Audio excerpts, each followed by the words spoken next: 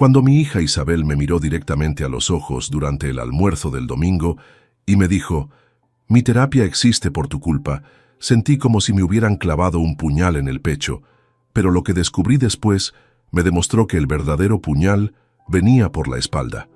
Antes de continuar, suscríbete al canal, activa la campanita porque todos los días tenemos nuevas historias. Deja tu like y cuéntanos en los comentarios desde qué ciudad nos estás viendo. Me llamo Rafael Martín, tengo 67 años y durante toda mi vida creí que conocía a mi familia.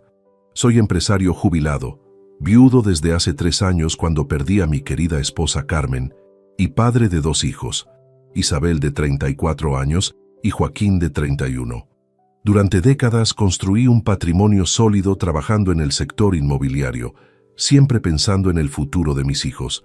Era el típico padre que se desvivía por su familia, quizás demasiado protector, pero siempre con las mejores intenciones. Aquel domingo 15 de marzo de 2025 empezó como cualquier otro. Había preparado mi famoso arroz con pollo para el almuerzo familiar mensual, una tradición que mantuvimos incluso después de la muerte de Carmen. Isabel llegó puntual a las 2:00 p.m. a mi casa en Salamanca, pero algo en su actitud me pareció extraño desde el momento en que cruzó la puerta. Normalmente era cariñosa, me daba un beso y preguntaba cómo había estado la semana. Ese día apenas murmuró un «Hola, papá», y se sentó en la mesa con una expresión tensa que no le había visto antes. Durante los primeros platos intenté mantener una conversación normal. Le pregunté por su trabajo en la consultoría financiera, por su novio Adrián, por sus planes para Semana Santa. Sus respuestas eran cortantes, monosílabos que contrastaban completamente con la Isabel que conocía. Cuando le serví el postre, su flan favorito que había hecho especialmente para ella, fue cuando todo explotó. «Papá, necesito decirte algo». Comenzó con una voz que nunca le había escuchado. «He estado yendo a terapia durante los últimos 2 años». Esto me sorprendió porque Isabel siempre había sido muy abierta conmigo sobre todo. «¿Terapia? ¿Por qué, hija? ¿Hay algo que te preocupe?», le pregunté con genuina preocupación. Su respuesta me dejó helado. «Mi terapia existe por tu culpa, por todo lo que me hiciste durante mi infancia y adolescencia, por la presión constante, por nunca permitirme ser yo misma, por condicionarme emocionalmente». Las palabras salían de su boca como proyectiles dirigidos directamente a mi corazón. Me quedé en silencio durante varios segundos, procesando lo que acababa de escuchar. «Isabel, no entiendo de qué hablas. Siempre traté de ser el mejor padre posible. Sí, quizás fui exigente con los estudios, pero...». «Exacto», me interrumpió. «Siempre todo tenía que ser perfecto para ti. Nunca pude expresar mis emociones sin que me dijeras que estaba siendo dramática. Me manipulaste psicológicamente durante años». La conversación se volvió cada vez más intensa. Isabel mencionaba episodios específicos que, según ella, habían marcado su vida. El día que lloré cuando no entró en la universidad que quería y supuestamente le dije que era una decepción, jamás dije tal cosa, o cuando a los 16 años quería dejarlo todo para ser actriz y yo le sugerí que tuviera un plan B más seguro. He descubierto en terapia que todos mis problemas de ansiedad, mi incapacidad para mantener relaciones estables, mi baja autoestima, todo viene de cómo me criaste, continuó. Mi terapeuta me ha ayudado a entender patrones de comportamiento que durante años pensé que eran normales. Lo que más me dolió fue su frialdad. Esta era mi niña, la que solía correr a mis brazos cuando tenía pesadillas, la que me pedía que le leyera cuentos cada noche, la que me había dicho que era su héroe el día de su graduación universitaria. Ahora me miraba como si fuera un extraño, como si fuera su enemigo. Intenté defenderme, explicar mi perspectiva, recordarle momentos felices de su infancia, pero cada palabra que decía parecía confirmar alguna teoría que tenía preconcebida. «¿Ves, papá? Ni siquiera ahora puedes aceptar la responsabilidad. Siempre se trata de justificarte, nunca de reconocer el daño que causaste». Cuando se fue esa tarde, cerca de las 6:00 p.m., me quedé solo en mi casa con una sensación que nunca había experimentado. No era solo tristeza o confusión, era algo más profundo. Algo no cuadraba en toda esta historia. la Isabel que conocía, incluso en sus momentos más difíciles, nunca había mostrado rencor hacia mí. Habíamos tenido nuestras diferencias, como cualquier padre e hija, pero nunca nada que justificara ese nivel de hostilidad. Esa noche, mientras recogía los platos y limpiaba la cocina, no podía dejar de pensar en sus palabras. Cada frase, cada acusación, cada ejemplo que había mencionado. Algo en mi instinto de empresario, esa capacidad de detectar inconsistencias que me había servido durante décadas en los negocios, me decía que había más en esta historia de lo que Isabel me estaba contando. Decidí que necesitaba entender qué había pasado realmente. Los siguientes días fueron una montaña rusa emocional. No podía dormir bien. Despertaba a las 4 de la madrugada repasando cada palabra de nuestra conversación. Como empresario jubilado, había desarrollado durante años una metodología específica para analizar situaciones complejas, recopilar datos, buscar patrones, verificar información. Decidí aplicar esta misma lógica a lo que estaba sucediendo con Isabel. Lo primero que hice el martes 18 de marzo fue revisar mis registros bancarios de los últimos 3 años. Siendo meticuloso con las finanzas desde siempre, tenía organizados todos los extractos en carpetas clasificadas por año. Busqué cualquier transferencia, pago o movimiento relacionado con Isabel que pudiera darme pistas sobre esta terapia que mencionó. Descubrí algo interesante. Desde septiembre de 2023, Isabel había comenzado a pedirme dinero con mayor frecuencia. Pequeñas cantidades inicialmente, 200 euros para gastos médicos en octubre, 350 euros para medicamentos en noviembre, 180 euros para consultas privadas en diciembre. Al principio pensé que eran gastos normales de una adulta independiente que ocasionalmente necesitaba apoyo financiero de su padre. Pero revisando mes a mes, noté un patrón escalofriante. Las solicitudes se habían vuelto más frecuentes y específicas. En enero de este año me pidió 400 euros para tratamiento psicológico especializado. En febrero, otros 320 euros para sesiones complementarias. Solo en los últimos 6 meses había transferido a Isabel más de 200 euros bajo conceptos relacionados con salud mental. Lo extraño no era la cantidad de dinero que podía permitirme sin problemas, sino la forma en que me había pedido estos fondos. Siempre por mensajes de WhatsApp, nunca en persona. Siempre con explicaciones vagas. Papá, necesito ayuda con unos gastos médicos urgentes. O, me han recomendado un tratamiento que mi seguro no cubre completamente. Nunca mencionó específicamente que estuviera en terapia psicológica. El miércoles decidí revisar nuestras comunicaciones de los últimos 2 años. Guardo todos los mensajes importantes en mi teléfono, organizados por contacto.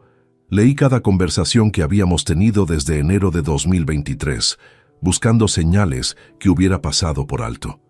Encontré cambios sutiles pero significativos. Hasta mediados de 2023, Isabel me escribía espontáneamente: ¿Cómo estás, papá? Vi esta noticia y pensé en ti. ¿Quedamos para cenar esta semana? Sus mensajes eran naturales, afectuosos, llenos de emoticonos y referencias familiares internas que habíamos construido durante años. Pero desde septiembre de 2023, coincidiendo exactamente con el inicio de las solicitudes de dinero, el tono había cambiado radicalmente. Los mensajes se volvieron funcionales, distantes. Solo me escribía cuando necesitaba algo específico o para confirmar nuestros almuerzos mensuales. Ya no había conversaciones espontáneas, no más fotos de su día a día, no más chistes familiares compartidos. El jueves por la mañana llamé a mi hermana Clara, la única persona en la familia con quien mantengo total confianza desde que enviudé. Clara, de 64 años, jubilada después de trabajar durante décadas como directora de un colegio privado, siempre había tenido una relación especial con Isabel. Era su tía favorita, su confidente en temas que quizás no se atrevía a compartir conmigo. Clara, necesito preguntarte algo delicado sobre Isabel, le dije después de los saludos habituales. ¿Ha mencionado alguna vez que estuviera teniendo problemas conmigo? ¿Alguna queja sobre cómo la crié? Su respuesta me dejó perplejo. Rafael, es curioso que me preguntes eso. Hace aproximadamente un año, Isabel me llamó muy alterada diciendo que estaba descubriendo cosas sobre su infancia. Me preguntó si yo había notado comportamientos tuyos que pudieran haber sido perjudiciales para ella. ¿Y qué le dijiste? Le dije la verdad, que fuiste un padre dedicado, quizás demasiado preocupado por su futuro, pero nunca vi nada que pudiera considerarse dañino. De hecho, le recordé lo orgullosa que estaba de ti cuando se graduó, cómo presumía con sus amigas de tener un padre que la apoyaba en todo. Clara continuó. Pero Isabel insistía en que su terapeuta le había ayudado a reconocer patrones y que muchas de sus dificultades actuales tenían raíces en su educación. Yo le sugerí que quizás debería hablarlo contigo directamente, pero me dijo que aún no estaba preparada. Esta conversación confirmó mis sospechas. Isabel llevaba al menos un año construyendo una narrativa específica sobre nuestra relación, influenciada aparentemente por interpretaciones terapéuticas que no correspondían con la realidad que yo recordaba, ni con las observaciones de otros miembros de la familia.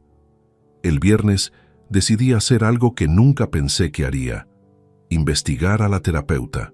Isabel había mencionado casualmente el nombre durante nuestro almuerzo: doctora Beatriz Ruiz. Una búsqueda rápida en Internet reveló que tenía consulta privada en el centro de Madrid, especializada en terapia de recuperación de memorias y sanación de traumas familiares. Revisé su página web y encontré testimonios de pacientes que describían procesos similares al que parecía estar experimentando Isabel.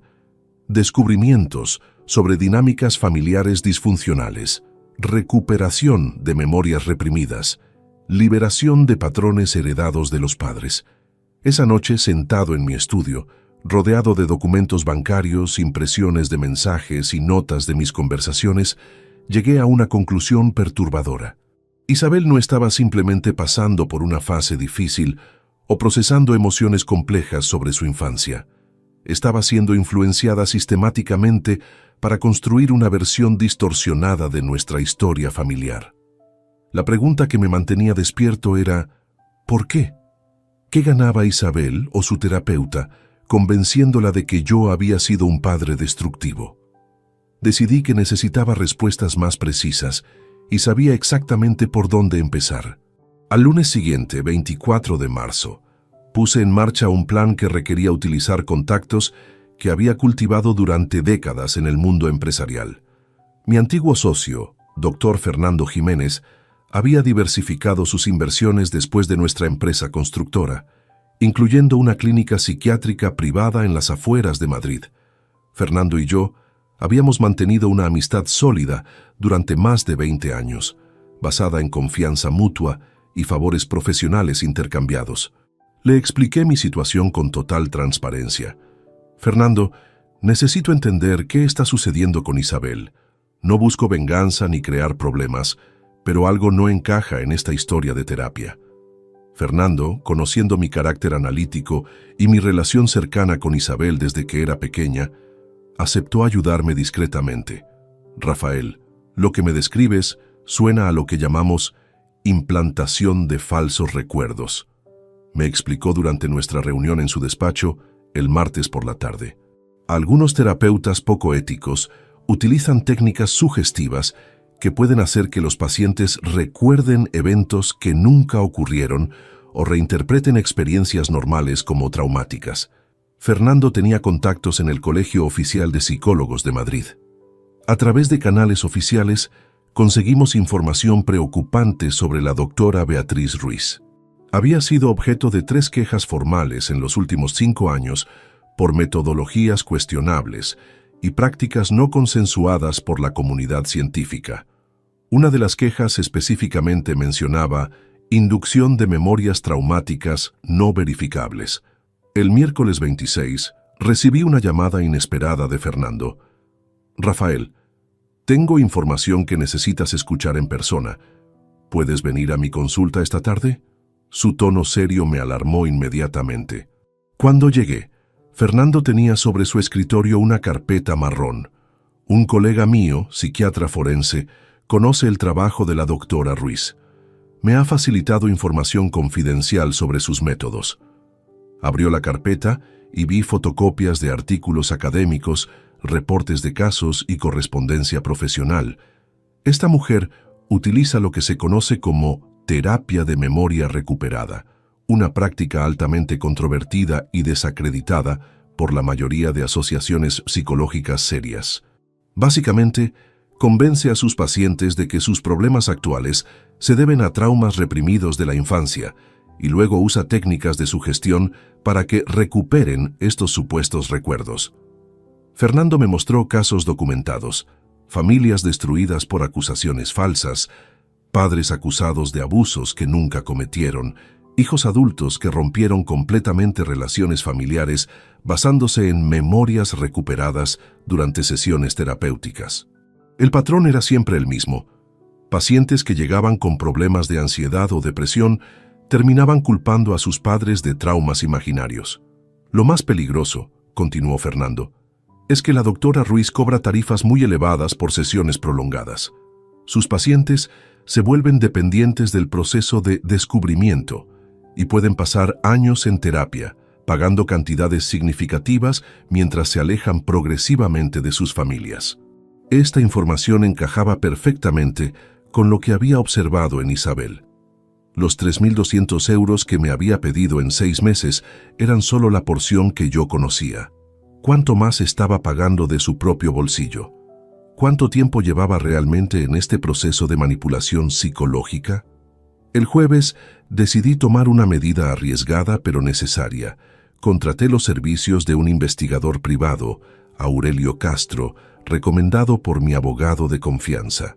Aurelio tenía experiencia en casos de fraude terapéutico y sabía cómo obtener información legalmente sin violar derechos de privacidad.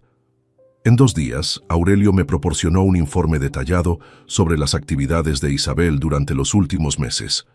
Las sesiones con la doctora Ruiz no eran semanales como había asumido, sino que ocurrían 3 veces por semana, cada una con duración de 90 minutos. El costo total mensual superaba los 1.800 euros. Pero lo más revelador fue descubrir que Isabel había estado documentando nuestras conversaciones familiares. Aurelio confirmó que llevaba un diario terapéutico donde registraba cada interacción conmigo, reinterpretándola según los marcos conceptuales que aprendía en sus sesiones. Cada llamada telefónica, cada mensaje, cada encuentro familiar era analizado como evidencia de patrones tóxicos paternos. El viernes por la tarde, Fernando me llamó con noticias que me helaron la sangre. Rafael, mi contacto en el colegio de psicólogos, me informó algo crucial. La doctora Ruiz está siendo investigada actualmente por un caso similar al tuyo. Una familia la está demandando porque su metodología llevó a su hijo a fabricar acusaciones de abuso que casi destruyeron el matrimonio de los padres.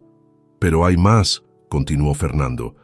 Al parecer, esta mujer graba todas sus sesiones con los pacientes, supuestamente para fines de investigación y seguimiento terapéutico. Estas grabaciones podrían contener evidencia directa de cómo manipula a sus pacientes para que desarrollen narrativas específicas sobre sus familias. Esa noche, solo en mi casa, comprendí la magnitud de lo que enfrentaba. Isabel no era simplemente una hija pasando por una crisis emocional. Era víctima de manipulación psicológica sistemática por parte de una profesional sin escrúpulos que estaba aprovechándose económicamente de su vulnerabilidad mientras destruía nuestra relación familiar. Pero también me di cuenta de algo más perturbador. Si la doctora Ruiz grababa las sesiones y si Isabel estaba documentando nuestras interacciones según interpretaciones terapéuticas distorsionadas, era posible que estuvieran construyendo un expediente que podría utilizarse contra mí de formas que aún no imaginaba. La pregunta ya no era solo qué había sucedido con Isabel, sino qué planeaban hacer con toda esta información fabricada. Necesitaba acceso a esas grabaciones antes de que fuera demasiado tarde. El sábado 29 de marzo desperté con una determinación férrea que no había sentido desde mis días más intensos como empresario. Había tomado una decisión durante la madrugada. Necesitaba escuchar exactamente qué estaba sucediendo en esas sesiones terapéuticas. Fernando me había mencionado que existían precedentes legales para obtener grabaciones cuando se sospechaba mala praxis profesional. Contacté inmediatamente a mi abogado personal, Antonio Silva, con quien había trabajado durante 15 años en todos los aspectos legales de mi empresa. Antonio era meticuloso, discreto y tenía experiencia en casos complejos de derecho familiar. Le expliqué detalladamente la situación, incluyendo la información que había recopilado sobre la doctora Ruiz y los métodos cuestionables documentados por el Colegio de Psicólogos. Rafael, este caso tiene precedentes judiciales, me explicó Antonio durante nuestra reunión urgente del domingo por la mañana.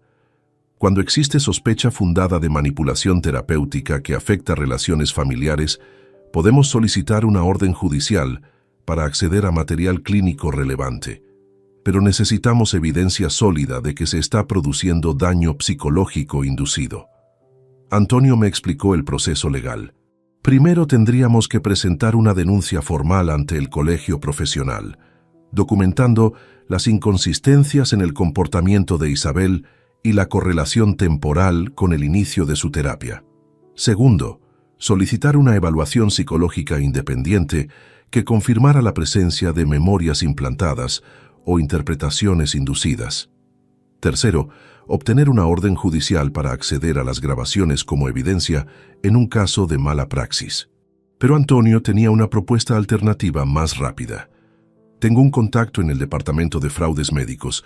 Si podemos demostrar que esta terapeuta está cobrando por servicios que causan daño psicológico, podríamos conseguir acceso a su material clínico a través de una investigación administrativa, sin necesidad de procesos judiciales largos.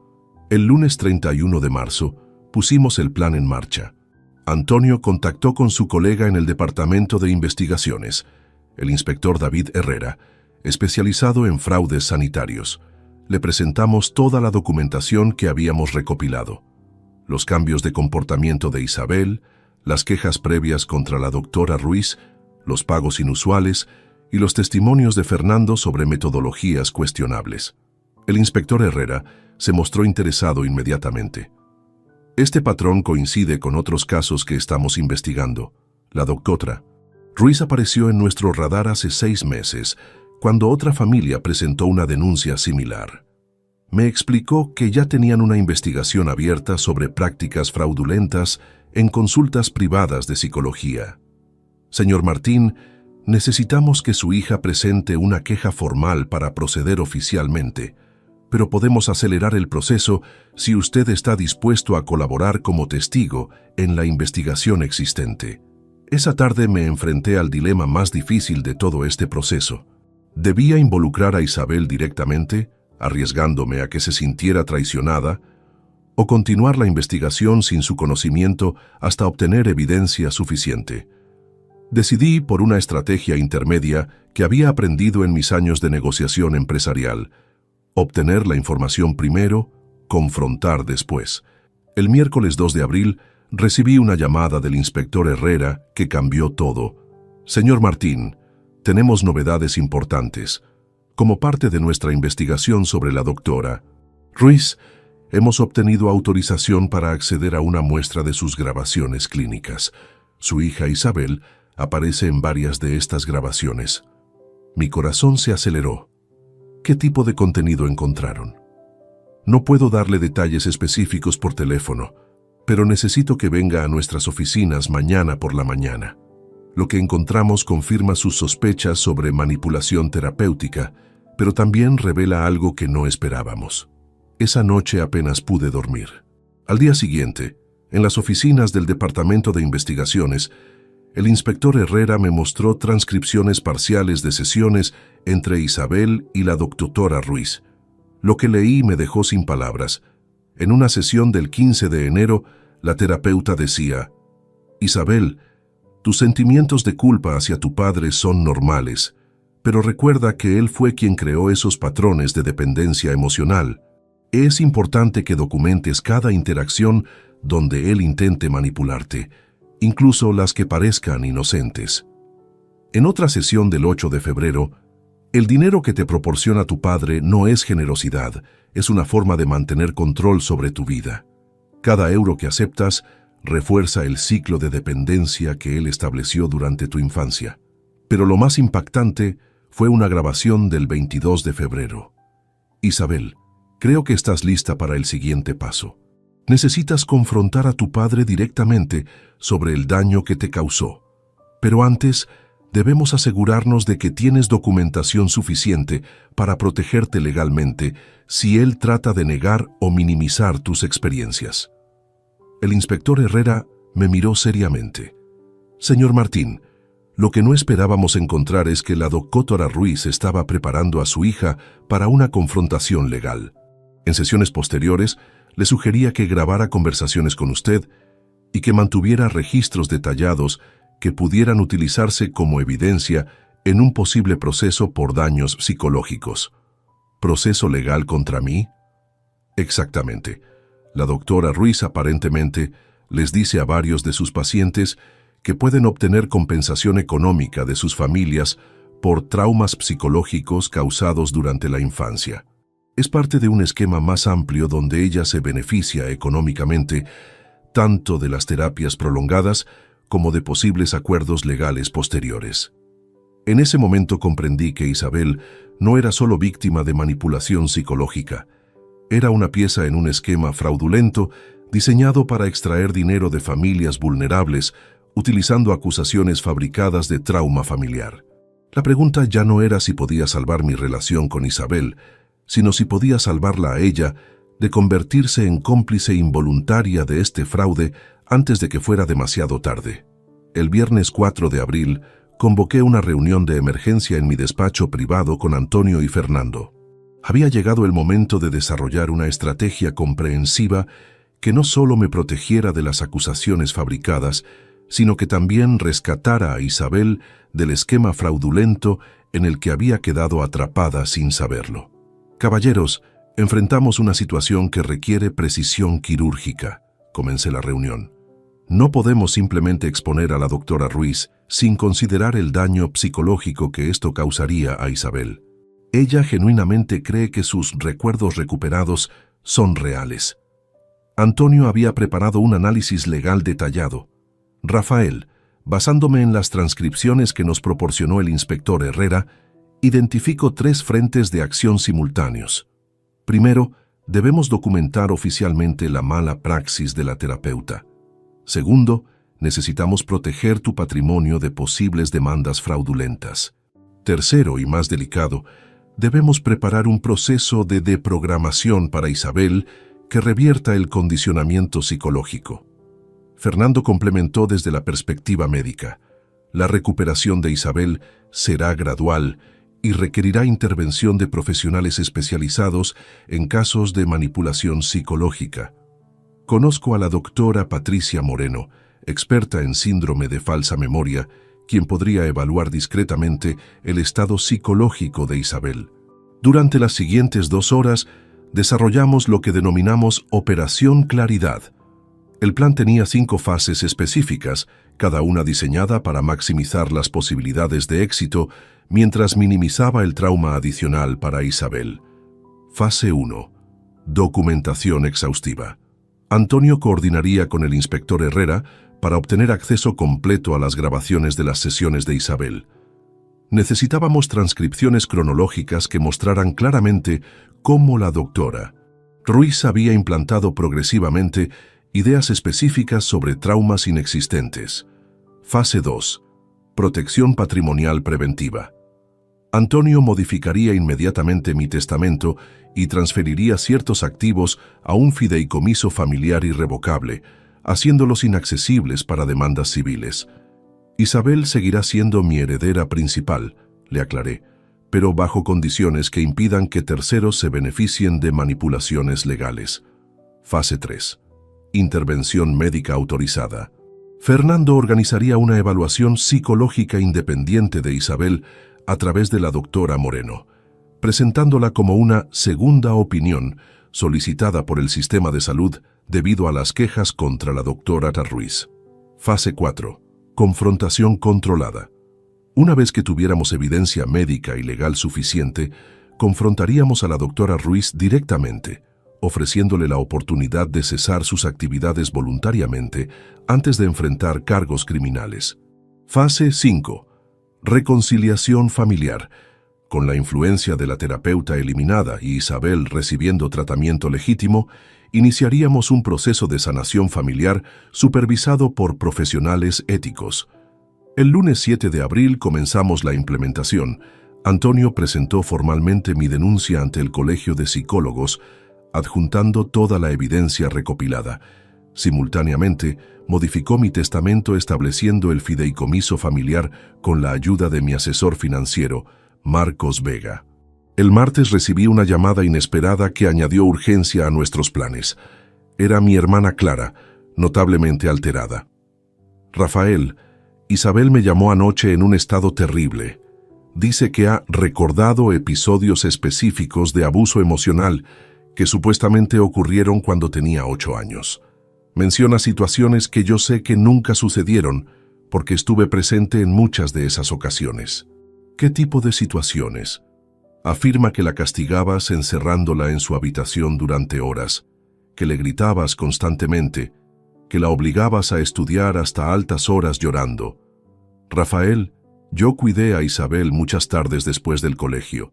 Jamás vi nada parecido. Al contrario, eras extremadamente paciente con ella. Clara continuó. Lo más preocupante es que me dijo que su terapeuta le ha sugerido que recupere más memorias a través de técnicas de hipnosis regresiva y que debería protegerse legalmente, documentando todo lo que recuerde. Esta información confirmó nuestros peores temores. La doctora Ruiz estaba acelerando el proceso, probablemente porque intuía que su esquema podría estar siendo investigado.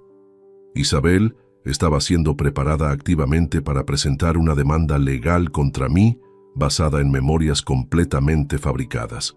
El miércoles, Fernando consiguió que la doctora Moreno aceptara evaluar a Isabel bajo el pretexto de una auditoría rutinaria del sistema sanitario sobre tratamientos psicológicos prolongados. Patricia es brillante, me aseguró Fernando. Podrá identificar inmediatamente si Isabel presenta síntomas de implantación de falsos recuerdos sin alertarla sobre nuestras verdaderas intenciones. Esa misma tarde, Antonio recibió noticias del inspector Herrera que cambiaron completamente nuestra perspectiva temporal. La investigación oficial contra la doctora Ruiz se ha acelerado. Otras familias han presentado denuncias similares en las últimas semanas. Las autoridades planean intervenir su consulta la próxima semana para confiscar archivos clínicos y equipos de grabación. Esto significa, explicó Antonio, que debemos actuar antes de que Isabel se entere de la investigación a través de medios externos. Si descubre que hemos estado investigando a su terapeuta sin consultarla, podría interpretarlo como otra traición que confirme las narrativas que le han implantado. Tomé una decisión que me aterrorizaba, pero que sabía era necesaria. Era momento de confrontar directamente a la doctora Ruiz antes de que las autoridades intervinieran oficialmente. Necesitaba escuchar de su propia boca cómo había manipulado a mi hija y posiblemente conseguir que admitiera su metodología fraudulenta. El jueves por la tarde, llamé a la consulta de la doctora Ruiz y solicité una cita urgente como padre preocupado por el bienestar de su hija. La recepcionista me programó para el viernes a las 4:00 p.m. No sabía qué esperar de ese encuentro, pero estaba preparado para cualquier cosa. El viernes 11 de abril a las 3:45 p.m. me encontraba sentado en la sala de espera de la consulta de la doctora Beatriz Ruiz. Había elegido cuidadosamente mi estrategia para este encuentro: presentarme como un padre genuinamente preocupado pero desinformado, permitiendo que ella revelara sus métodos sin sospechar que conocía la verdad sobre sus prácticas fraudulentas. Llevaba conmigo un pequeño dispositivo de grabación que Antonio había conseguido legalmente, autorizado por el inspector Herrera como parte de la investigación oficial. Todo lo que la doctora Ruiz dijera durante nuestra conversación podría utilizarse posteriormente como evidencia en el caso criminal que se estaba construyendo contra ella. La consulta Estaba ubicada en un edificio elegante del barrio de Chamberí, decorada con tonos suaves y muebles modernos diseñados aparentemente para transmitir profesionalismo y tranquilidad. Sin embargo, conociendo lo que sabía sobre las actividades de esta mujer, todo el ambiente me parecía una fachada cuidadosamente construida para disimular su verdadera naturaleza depredadora. A las 4:00 p.m. exactas, una mujer de aproximadamente 45 años, cabello castaño recogido en un moño impecable y vestida con un traje azul marino, se acercó a la sala de espera. «Señor Martín, soy la doctora Beatriz Ruiz. Por favor, acompáñeme a mi despacho». Su despacho era espacioso, con estanterías llenas de libros de psicología, diplomas enmarcados en las paredes y una grabadora digital visible sobre su escritorio. Me senté frente a ella, notando inmediatamente cómo adoptaba una postura que proyectaba autoridad profesional. «Señor Martín, entiendo que está preocupado por Isabel. Es natural que los padres se sientan inquietos cuando sus hijos adultos comienzan procesos terapéuticos que pueden revelar dinámicas familiares complejas», comenzó con una sonrisa que no llegaba a sus ojos. «Efectivamente, doctora. Isabel me comentó que ha estado trabajando con usted para resolver algunos problemas relacionados conmigo. Debo admitir que me sorprendió, porque siempre pensé que teníamos una relación cercana y saludable». La doctora Ruiz asintió con expresión comprensiva. Es comprensible su sorpresa.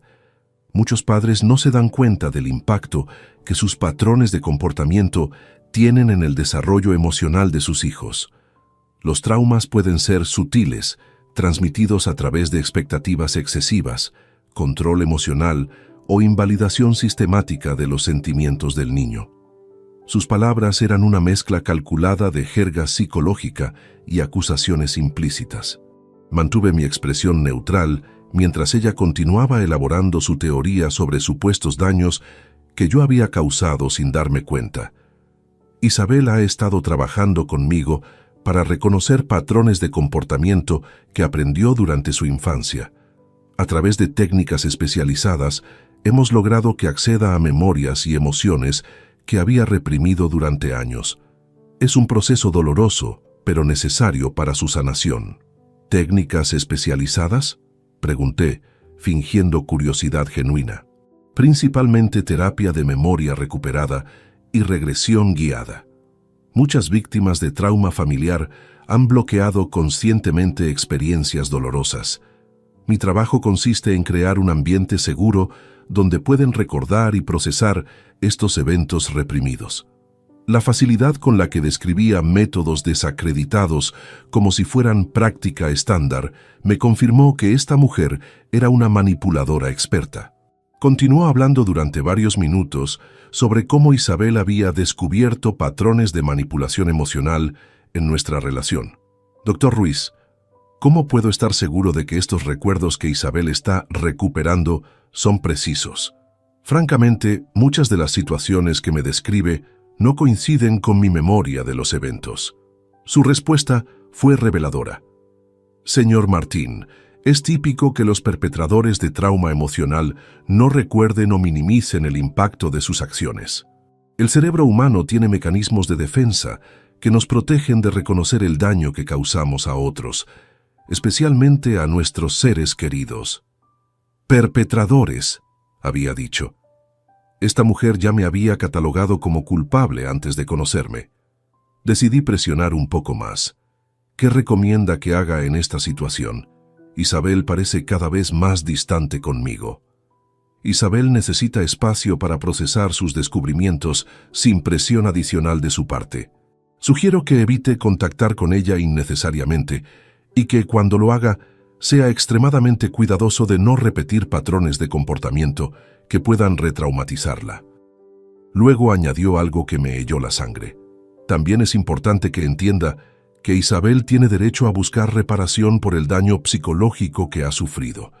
Muchos de mis pacientes encuentran que establecer límites financieros claros con sus familias es parte esencial de su proceso de sanación. Ahí estaba. La doctora Ruiz acababa de revelar indirectamente que estaba preparando a Isabel para una demanda económica contra mí. La conversación continuó durante otros 20 minutos, durante los cuales ella elaboró sobre los derechos de Isabel y la responsabilidad que yo tenía de compensar el supuesto daño causado. Cuando terminó la sesión, me despedí cordialmente, agradeciéndole por su tiempo y profesionalismo. Salí de su consulta con grabaciones claras de una terapeuta sin escrúpulos, admitiendo que utilizaba técnicas cuestionables y sugiriendo acciones legales contra familias basándose en memorias fabricadas. Esa noche, reunido nuevamente con Antonio y Fernando, reproducimos la grabación completa. «Rafael, esto es oro puro para nuestro caso», comentó Antonio. Ella admitió utilizar terapia de memoria recuperada, catalogarte como perpetrador sin evidencia y sugerir que Isabel busque reparación financiera. Cualquier juez reconocerá esto como mala praxis evidente. Fernando añadió. Además, su comentario sobre evitar que Isabel tenga contacto contigo muestra claramente que está intentando aislarla de la familia para mantener control sobre ella. Es manipulación psicológica clásica. Al día siguiente, sábado 12 de abril, recibí una llamada del inspector Herrera que aceleró todos nuestros planes. Señor Martín, la intervención oficial de la consulta de la doctora Ruiz se realizará el lunes por la mañana. Necesitamos que mantenga contacto normal con Isabel durante el fin de semana, pero esté preparado para actuar rápidamente una vez que arrestemos a la terapeuta. El momento de la verdad había llegado. En menos de 72 horas, el esquema fraudulento que había estado manipulando a Isabel sería expuesto públicamente y tendría que enfrentar la realidad de cómo había sido engañada. La pregunta era, ¿estaría Isabel preparada para aceptar la verdad? ¿O la manipulación había sido tan profunda que rechazaría la evidencia incluso cuando fuera confrontada con ella? El domingo 13 de abril transcurrió con una tensión casi insoportable. Sabía que al día siguiente las autoridades intervendrían la consulta de la doctora Ruiz y que Isabel se enteraría inevitablemente de que su terapeuta estaba siendo investigada por fraude. Pasé el día organizando mentalmente diferentes escenarios sobre cómo podría reaccionar mi hija cuando descubriera la verdad. Había decidido no contactar con Isabel durante el fin de semana, siguiendo las instrucciones del inspector Herrera de mantener un comportamiento normal para no levantar sospechas. Sin embargo, alrededor de las 6:30 p.m. del domingo mi teléfono sonó. El nombre de Isabel apareció en la pantalla. «Hola, papá».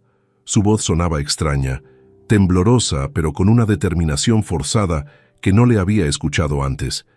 «Necesito hablar contigo sobre algo importante. ¿Puedo venir a casa esta noche?» Mi instinto me decía que algo había cambiado drásticamente en su situación. «Por supuesto, hija. ¿Está todo bien? Suenas alterada». He estado pensando mucho sobre nuestra conversación del mes pasado. Mi terapeuta cree que estoy lista para tener una conversación más profunda contigo sobre todo lo que me hiciste durante mi infancia. Las palabras salían de su boca con una cadencia mecánica, como si hubiera ensayado exactamente qué decir. Reconocí inmediatamente el lenguaje que la doctora Ruiz había estado implantando en sus sesiones. «Isabel, puedes venir cuando quieras, pero me gustaría que supieras que yo también he estado reflexionando mucho sobre nuestra relación y sobre algunas cosas que he descubierto recientemente». Hubo una pausa larga. «¿Qué tipo de cosas?» «Prefiero que hablemos en persona». «¿A qué hora llegas?» «En 1 hora aproximadamente». Después de colgar, llamé inmediatamente a Antonio para informarle sobre esta visita inesperada. «Rafael, esto podría ser la confrontación que la doctora Ruiz ha estado preparando. Isabel probablemente viene con una agenda específica, posiblemente para hacer acusaciones formales, o incluso para grabarte admitiendo culpabilidad sobre eventos que nunca ocurrieron». Antonio me aconsejó grabar toda la conversación para protegerme legalmente. Si Isabel está siguiendo un guión preparado por su terapeuta, necesitamos documentar exactamente qué le han enseñado a decir. A las 7:45 p.m., Isabel llegó a mi casa. Desde el momento en que entró, noté cambios físicos evidentes. Había perdido peso, tenía ojeras pronunciadas y sus movimientos parecían nerviosos. casi furtivos. Llevaba una carpeta en sus manos y un teléfono que mantenía visible sobre la mesa, posiblemente para grabar nuestra conversación. Papá, he venido porque mi proceso terapéutico ha llegado a un punto donde necesito confrontarte directamente sobre el abuso psicológico que sufrí durante mi infancia y adolescencia. La palabra abuso salió de su boca con una frialdad que me estremeció. Esta no era mi Isabel hablando. Era alguien que había sido programada para usar terminología específica. Isabel, antes de que continúes, necesito que sepas que te amo profundamente y que nunca, conscientemente, hice nada para dañarte. Pero también he descubierto algunas cosas sobre tu terapeuta que creo que debes conocer. No, me interrumpió bruscamente. La doctora Ruiz me advirtió que intentarías desviar la conversación atacando mi tratamiento. Eso es exactamente el tipo de manipulación que has usado toda mi vida. Abrió su carpeta y sacó varias hojas escritas a mano. He documentado episodios específicos de abuso emocional que he recuperado durante mis sesiones. Quiero que escuches cada uno de ellos y que reconozcas el daño que me causaste. Durante los siguientes 30 minutos, Isabel leyó una lista detallada de supuestos eventos traumáticos. Según sus recuerdos recuperados, yo la había castigado encerrándola en su habitación durante días enteros. Le había gritado hasta hacerla llorar todas las noches durante años. Había destruido deliberadamente sus juguetes favoritos como castigo y había utilizado chantaje emocional constante para controlar su comportamiento. Cada acusación era más absurda que la anterior. Describía episodios que supuestamente ocurrieron en fechas específicas, pero que yo recordaba completamente diferentes. Por ejemplo, afirmaba que el día de su 10º cumpleaños la había castigado sin celebración porque había sacado una nota regular en matemáticas. En realidad, ese día organizamos una fiesta sorpresa con todos sus amigos del colegio, algo que documenté extensivamente con fotografías que aún conservo. Isabel, lo que me estás contando no corresponde con la realidad que yo recuerdo, ni con la evidencia que tenemos de tu infancia. Tengo fotografías, videos familiares, testimonios de tu tía Clara. La evidencia puede manipularse, me interrumpió nuevamente. Mi terapeuta me explicó que los abusadores siempre crean narrativas alternativas para negar sus acciones. El hecho de que tengas evidencia demuestra lo calculador que eras. En ese momento, comprendí la perfección diabólica del sistema de la doctora Ruiz. Había programado a Isabel para rechazar cualquier evidencia que contradijera las memorias fabricadas, etiquetando toda prueba objetiva como parte de una supuesta manipulación paterna. Isabel, tu terapeuta está siendo investigada por las autoridades por utilizar métodos fraudulentos con sus pacientes. Mañana por la mañana van a intervenir su consulta. Su reacción fue inmediata e intensa. Eso es mentira. Tú estás inventando eso para desacreditar mi tratamiento. Saqué mi teléfono y le mostré el número del inspector Herrera. Puedes llamar a este número ahora mismo y verificar la información. Es el inspector a cargo del caso. Isabel se quedó mirando el teléfono durante varios segundos, pero luego lo rechazó. No voy a participar en tus juegos mentales. Vine aquí para que reconocieras tu responsabilidad y para informarte que voy a buscar reparación legal por el daño psicológico que me causaste. Ahí estaba la verdadera razón de su visita. La doctora Ruiz la había enviado para obtener una confesión grabada que pudiera utilizarse en una demanda civil. Isabel, no voy a confesarme culpable de cosas que nunca hice, pero sí voy a luchar para salvarte de la manipulación de la que estás siendo víctima. Se levantó bruscamente, recogió sus papeles y se dirigió hacia la puerta. Esto confirma todo lo que mi terapeuta me dijo sobre ti. Mañana voy a iniciar acciones legales. Antes de que pudiera marcharse, le dije, Isabel, cuando descubras mañana que tu terapeuta ha sido arrestada por fraude, quiero que sepas que mi puerta siempre estará abierta para ti. Te amo independientemente de lo que haya pasado. Salió de casa dando un portazo que resonó por toda la vivienda. Esa noche, sabiendo que dentro de pocas horas todo el esquema fraudulento sería expuesto públicamente, me preparé para el día más difícil en la relación con mi hija. porque sabía que cuando Isabel descubriera que había sido manipulada, el trauma psicológico sería devastador. La pregunta era si podría ayudarla a recuperarse de este engaño sin perder para siempre la confianza en su propio juicio. El lunes 14 de abril desperté a las 6:00 a.m. con una mezcla de ansiedad y determinación. Sabía que en pocas horas la investigación oficial contra la doctora Ruiz se haría pública y que Isabel enfrentaría la devastadora realidad de haber sido manipulada sistemáticamente durante casi 2 años. A las 8:30 a.m. recibí la llamada esperada del inspector Herrera. «Señor Martín, acabamos de ejecutar la orden de registro en la consulta de la doctora Ruiz. Lo que hemos encontrado supera nuestras expectativas más pesimistas». «¿Qué han descubierto?» «Archivos con más de 40 pacientes siguiendo el mismo patrón de manipulación que sufrió su hija. Grabaciones digitales organizadas por potencial de demanda, donde clasificaba a sus víctimas según el patrimonio familiar que podían acceder. Y lo más perturbador, un manual escrito por ella misma titulando «Maximización de ingresos a través de trauma inducido». El inspector continuó explicándome que habían encontrado correspondencia con abogados especializados en demandas civiles, donde la doctora Ruiz ofrecía a sus pacientes como clientes potenciales a cambio de comisiones sobre los acuerdos económicos obtenidos. Era un negocio criminal perfectamente estructurado. La doctora Ruiz ha sido arrestada hace una hora bajo cargos de fraude sanitario, extorsión y ejercicio ilegal de técnicas no autorizadas. Su consulta ha sido clausurada indefinidamente. A las 11:45 a.m. mi teléfono comenzó a sonar insistentemente. Era Isabel. Su voz sonaba completamente diferente a la de la noche anterior, confundida, aterrorizada, casi infantil. «Papá, papá, necesito... No sé qué está pasando. Han cerrado la consulta de mi terapeuta. Hay policías, periodistas, dicen que ha sido arrestada por fraude».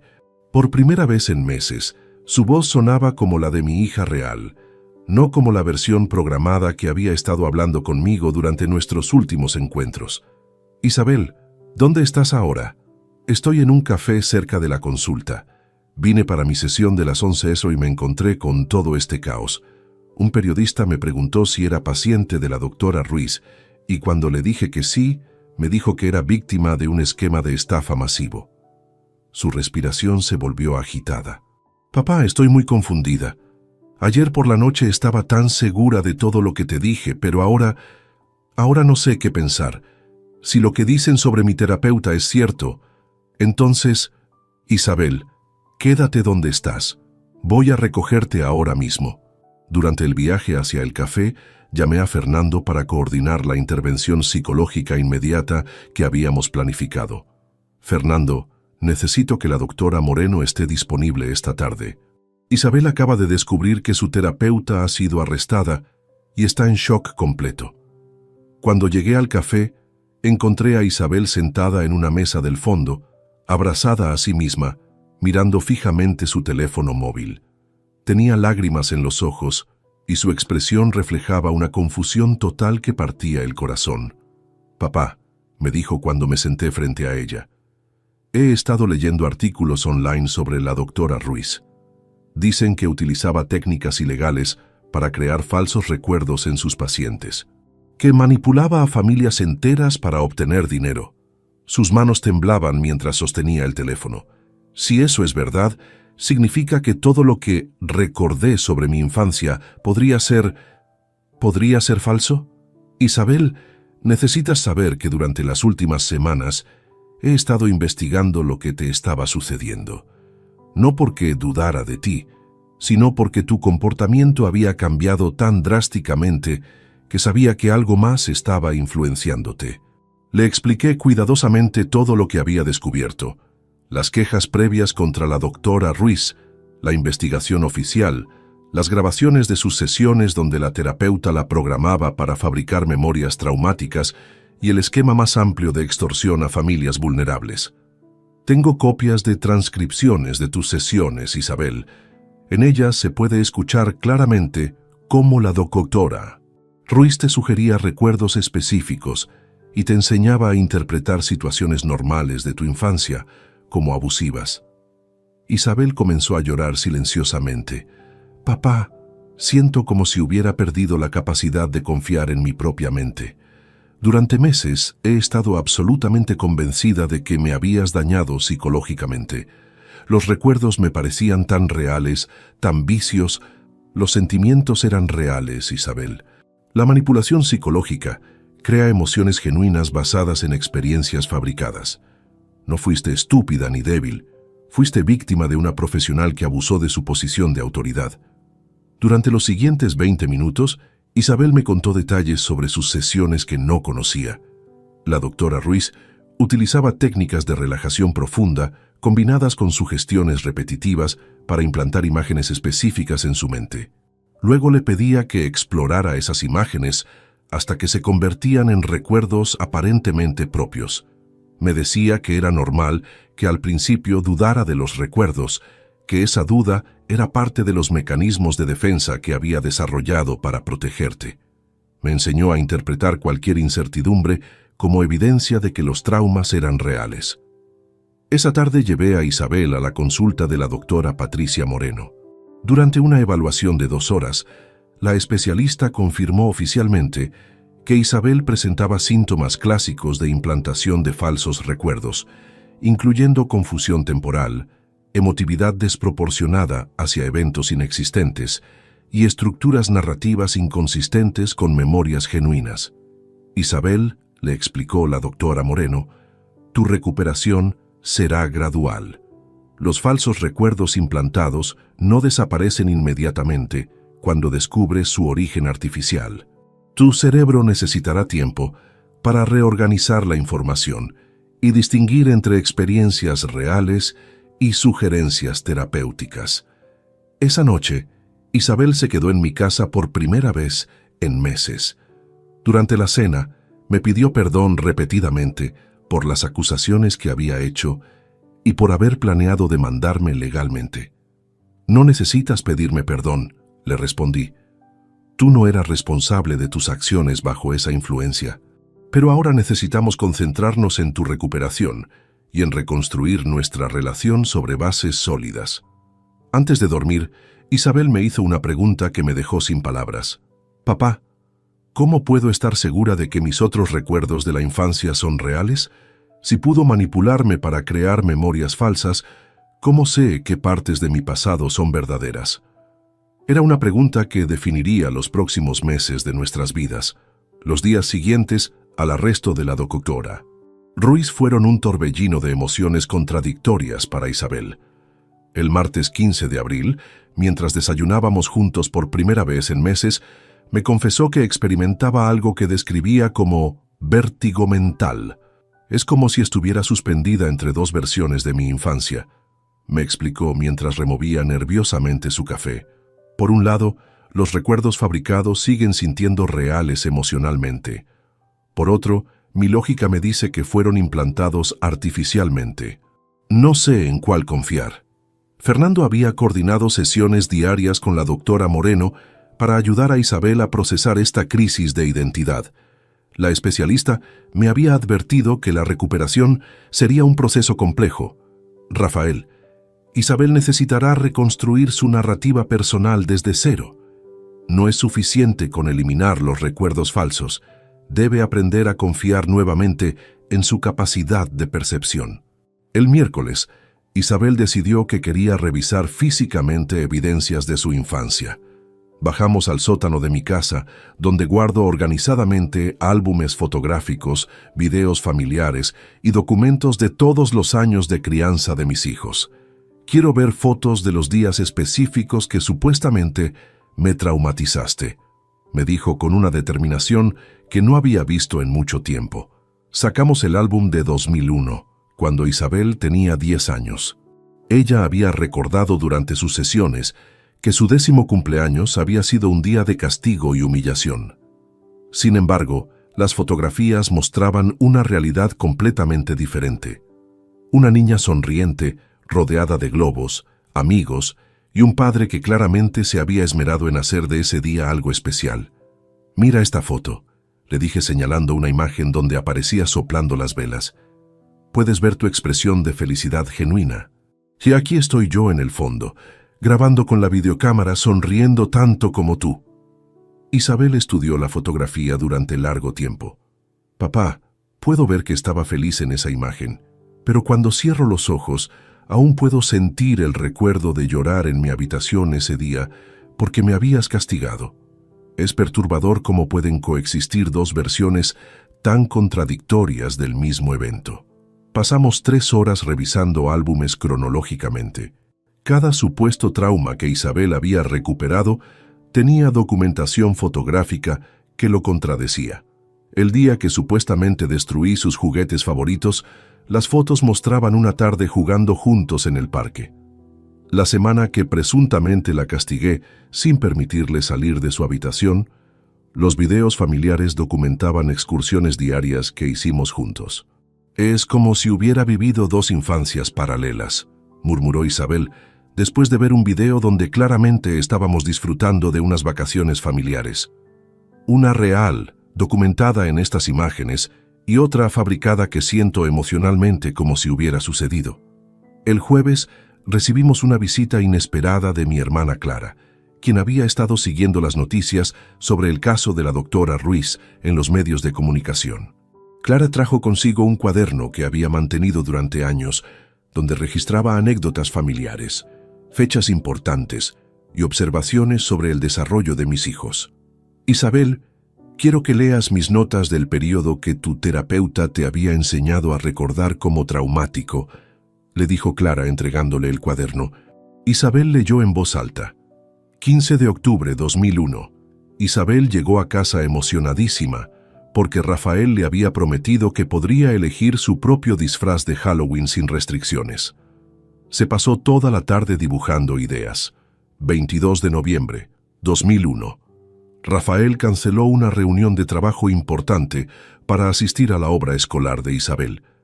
Ella estaba radiante de orgullo cuando lo vio entre el público. Cada entrada del cuaderno de Clara contradecía sistemáticamente las narrativas traumáticas que la doctora Ruiz había implantado. Pero lo más impactante fue cuando Clara le mostró a Isabel una carta que ella misma había escrito cuando tenía 12 años. Encontré esta carta en mis archivos ayer, explicó Clara. La escribiste para un proyecto escolar sobre mi héroe personal. Isabel tomó la carta con manos temblorosas y comenzó a leer su propia letra infantil. Mi papá es mi héroe porque siempre me escucha cuando estoy triste y nunca me grita aunque yo haga cosas mal. Cuando saco malas notas, me ayuda a estudiar en lugar de castigarme. Cuando tengo pesadillas, se queda conmigo hasta que me duermo. Espero ser tan buena madre como él es papá. Al terminar de leer, Isabel rompió en llanto. No era el llanto controlado y ensayado que había mostrado durante sus confrontaciones manipuladas, sino un llanto profundo de alguien que estaba recuperando una parte fundamental de sí misma. Papá, yo escribí esto. Esta es mi letra, mis palabras, mis pensamientos cuando tenía 12 años. Nadie pudo manipular o fabricar esto. Se levantó y me abrazó por primera vez desde que había comenzado su terapia. El viernes, Isabel tomó una decisión que me sorprendió por su madurez. Quería confrontar directamente las consecuencias de su manipulación, escribiendo cartas de disculpa a las personas que había lastimado durante el periodo de influencia de la doctora Ruiz. He estado recordando cosas que hice y dije durante los últimos meses que no reflejaban quién soy realmente. Me confesó mientras escribía. Le dije cosas terribles a la tía Clara sobre ti.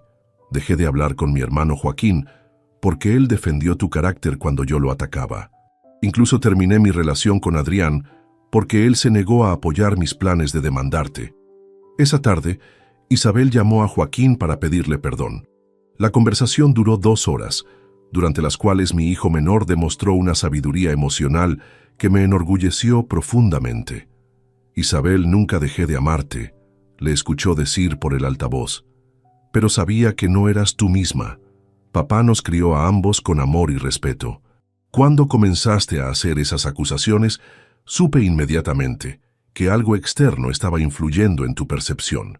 Por la noche, Mientras Isabel organizaba mentalmente todo lo que había redescubierto sobre su verdadera infancia, me hizo una pregunta que marcó un punto de inflexión en su recuperación.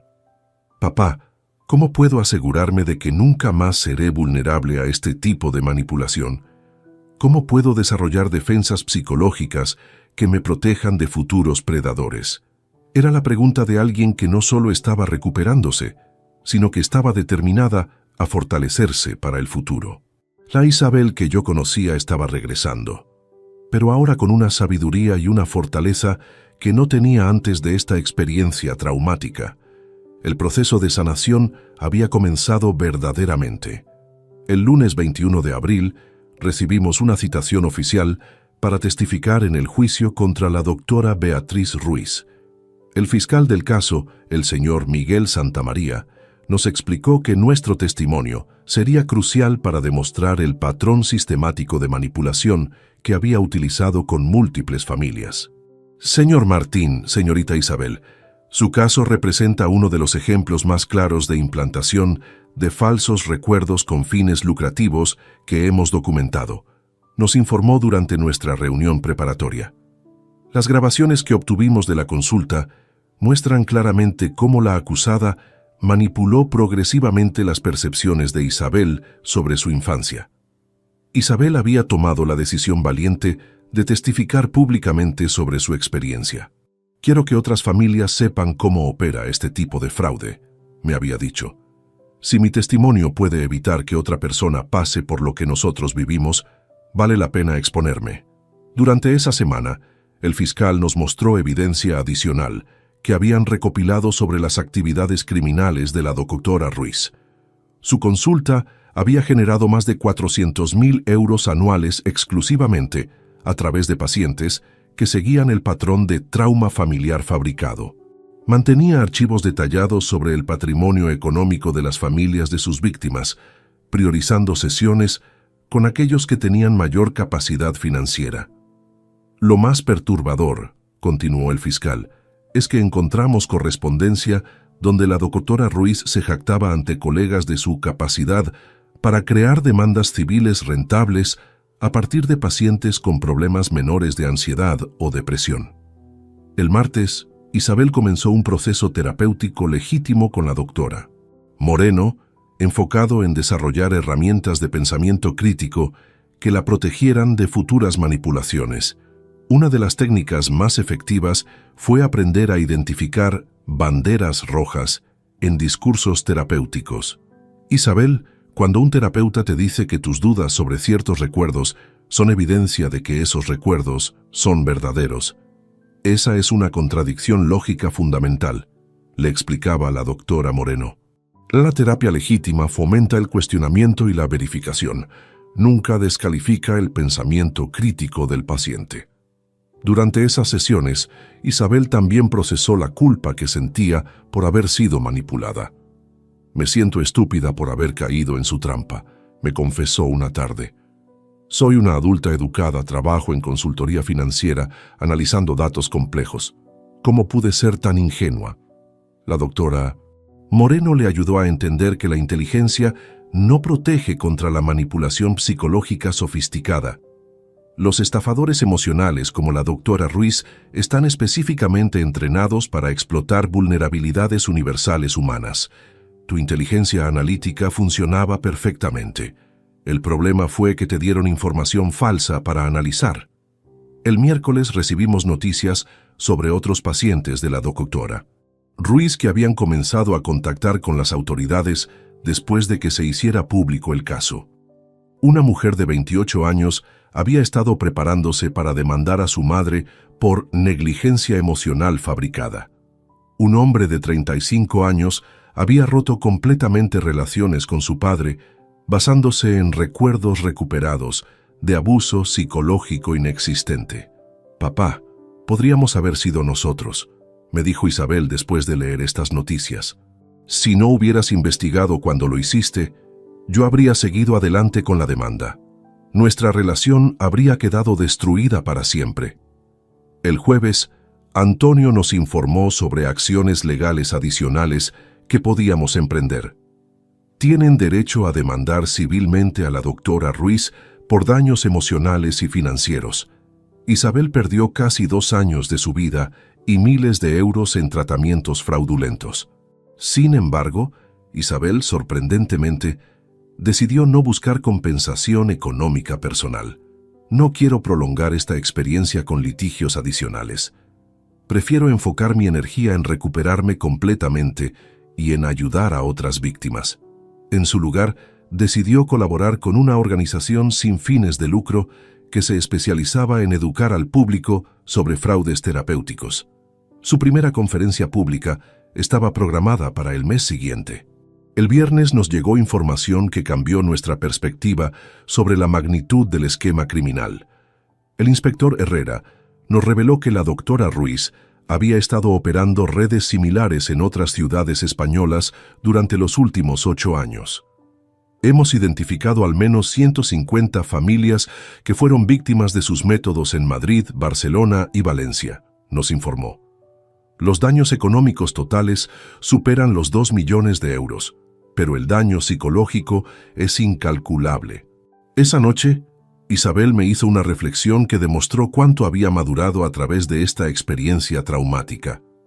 Papá, aunque odio lo que me hizo esa mujer, debo admitir que me ha enseñado lecciones valiosas sobre la importancia de mantener pensamiento independiente y de valorar las relaciones auténticas. ¿Qué quieres decir? Antes de esto, daba por sentado que nuestro vínculo familiar era inquebrantable. Nunca valoré completamente la paciencia, el amor incondicional y la dedicación que me demostraste durante todos estos años. Necesité la amenaza de perder todo eso para reconocer su verdadero valor. Durante el fin de semana, organizamos una reunión familiar con Joaquín y Clara para celebrar oficialmente la recuperación de Isabel y el fortalecimiento de nuestros lazos familiares. Joaquín trajo fotografías y videos que había guardado de nuestros momentos familiares más felices. Isabel, quiero que sepas que durante todo este periodo difícil, nunca dudé del amor que papá siente por ti, le dijo Joaquín. Incluso cuando estabas haciendo esas acusaciones terribles, él solo hablaba de encontrar la manera de ayudarte y protegerte. Clara añadió, tu padre pasó semanas sin dormir bien, investigando obsesivamente para entender qué te estaba sucediendo. Nunca mostró ira hacia ti, solo preocupación y determinación de rescatarte. Isabel abrazó a cada uno de nosotros con una emotividad genuina que no había mostrado en meses. Familia, prometo que nunca más permitiré que influencias externas pongan en peligro lo que tenemos juntos. El domingo por la noche, mientras reflexionábamos sobre todo lo ocurrido, Isabel me formuló la pregunta más importante de todo este proceso. Papá, ¿cómo podemos asegurarnos de que nuestra familia esté protegida contra futuras amenazas como esta? Era momento de establecer nuevas bases para nuestro futuro familiar. 3 meses después del arresto de la doctora Ruiz, el 15 de julio de 2025, estábamos sentados en la sala del tribunal para escuchar la sentencia final. Isabel, que había testificado con valentía durante el juicio, apretó mi mano cuando el juez comenzó a leer el veredicto. La acusada, Beatriz Ruiz Morales, es declarada culpable de fraude sanitario agravado, extorsión psicológica y ejercicio ilegal de técnicas no autorizadas. La sentencia es de 8 años de prisión, inhabilitación permanente para ejercer la psicología y multa de 500.000 euros como reparación a las víctimas. El juez continuó. Este tribunal considera especialmente grave que la acusada aprovechara su posición de autoridad profesional para manipular sistemáticamente a personas vulnerables, destruyendo relaciones familiares con el único propósito de obtener beneficios económicos. Isabel susurró, «Se acabó, papá. Realmente se acabó». Durante esos 3 meses, nuestra familia había experimentado una transformación profunda. Isabel no solo se había recuperado completamente de la manipulación psicológica, sino que había desarrollado una fortaleza emocional y una sabiduría que la habían convertido en una persona más madura y consciente. Su conferencia en la Organización contra Fraudes Terapéuticos había sido un éxito rotundo. Más de 200 personas asistieron para escuchar su testimonio sobre cómo identificar y resistir la manipulación psicológica profesional. Mi experiencia me enseñó que la mejor defensa contra la manipulación es mantener vínculos sólidos con personas que nos conocen genuinamente, había dicho Isabel durante su presentación. Si yo hubiera mantenido comunicación abierta con mi familia mientras estaba en terapia, habrían podido alertarme sobre los cambios preocupantes en mi comportamiento. Después de la sentencia, organizamos una cena familiar donde establecimos oficialmente lo que llamamos el Pacto Martín, un conjunto de compromisos mutuos diseñados para proteger nuestra unidad familiar de futuras amenazas externas.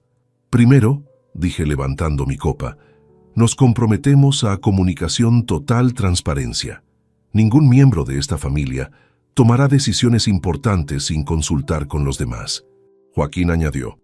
Segundo, establecemos reuniones familiares mensuales obligatorias donde cada uno puede expresar preocupaciones sobre cambios que observe en otros miembros. Isabel contribuyó. Tercero, cualquier proceso terapéutico o de ayuda profesional será comunicado a la familia y buscaremos segundas opiniones cuando alguien sugiera que problemas personales tienen raíces en dinámicas familiares. Clara, quien había sido testigo de toda nuestra experiencia, propuso. Cuarto, creamos un fondo familiar de emergencia específicamente destinado a investigar y combatir cualquier amenaza externa que trate de dividirnos. Esa noche, mientras Isabel organizaba sus pertenencias para mudarse de vuelta a su propio apartamento, había estado viviendo conmigo durante la recuperación, encontró el diario que había mantenido durante su periodo de manipulación. «Papá, quiero que leas algunas páginas de esto», me dijo entregándome el cuaderno. «Es perturbador, pero creo que es importante que entiendas completamente cómo me habían programado para verte». Las entradas eran efectivamente perturbadoras. Isabel había registrado meticulosamente cada interacción conmigo, reinterpretándola según los marcos distorsionados que le había enseñado la doctora Ruiz. Una llamada telefónica normal donde le preguntaba sobre su trabajo se convertía en intento de control paterno. Una invitación a almorzar se transformaba en manipulación emocional para mantener dependencia. «Es como leer los pensamientos de una persona completamente diferente», comenté después de revisar varias páginas. «Exactamente. Por eso he decidido conservar este diario.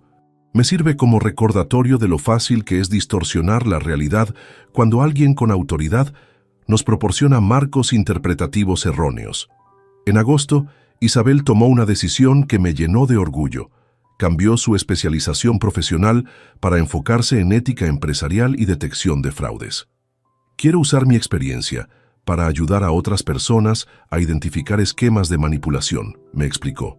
Su primera investigación profesional expuso una red de coaches de vida que utilizaban técnicas similares a las de la doctora Ruiz para crear dependencia emocional en sus clientes. El trabajo de Isabel llevó al cierre de 3 consultas fraudulentas y al procesamiento legal de sus operadores.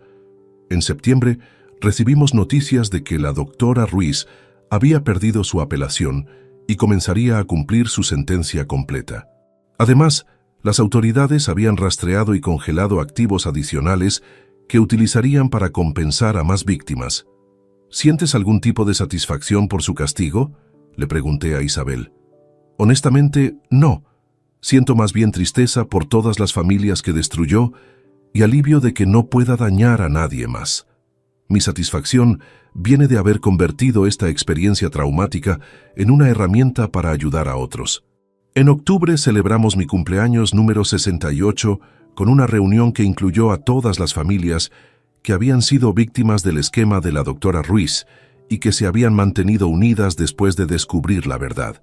Era como una gran familia extendida unida por la experiencia compartida de haber superado la manipulación. «Rafael», me dijo una de las madres víctimas, «tu decisión de investigar en lugar de simplemente defenderte salvó no solo tu relación con Isabel, sino que inició la investigación que nos salvó a todos nosotros». Esa noche, Isabel me entregó una carta que había escrito para mí.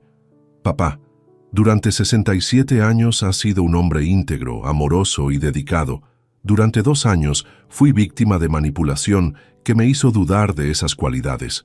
Pero tu respuesta a esa crisis no fue defenderte o atacarme. Fue investigar la verdad y luchar por salvarme. Eso confirma todo lo que siempre supe sobre tu carácter. Gracias por no abandonarme cuando yo te abandoné a ti. Gracias por verme como víctima cuando todos los demás habrían visto solo a una hija desagradecida. Eres mi héroe, ahora más que nunca. Mientras escribo este testimonio, han pasado ya 10 meses desde que comenzó esta pesadilla. Isabel está floreciente en su nueva carrera. Joaquín ha fortalecido su relación con ambos después de ver cómo enfrentamos esta crisis, y yo he ganado una perspectiva sobre la importancia de proteger activamente las relaciones familiares. La lección más importante que aprendimos es que el amor familiar no es suficiente por sí solo. Requiere vigilancia constante, comunicación proactiva y la voluntad de luchar contra amenazas externas que buscan dividir lo que hemos construido juntos. Nuestra familia no solo sobrevivió a esta experiencia, salió más fuerte, más unida y mejor preparada para enfrentar cualquier desafío futuro, y esa, al final, fue la mejor venganza contra quien trató de destruirnos. Si te gustó esta historia, dale like al video, suscríbete al canal y comparte tus impresiones en los comentarios. Para escuchar la próxima historia, haz clic en la caja de la izquierda. Gracias por vernos.